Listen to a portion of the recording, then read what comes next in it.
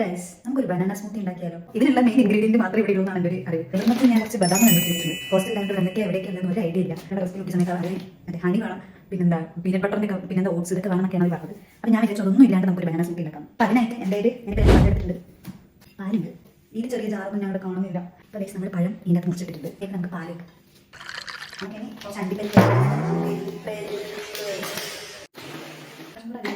അണ്ടിപ്പരിപ്പല്ലേ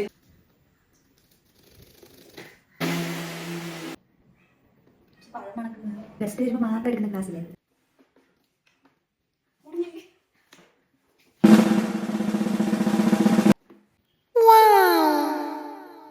banana smoothie റെഡിയായി. കണ്ട ഇത് ഇവിടെ വേറെ ആക്കാൻ ടേസ്റ്റ് ചെയ്യാൻ കൊടുക്കണം ഞങ്ങൾക്ക് ഉണ്ട്, പക്ഷേ ഇവിടെ ആയില്ല. ഞാൻ തന്നെ കുടിച്ചെടുക്കാം. എന്താ പറയുക,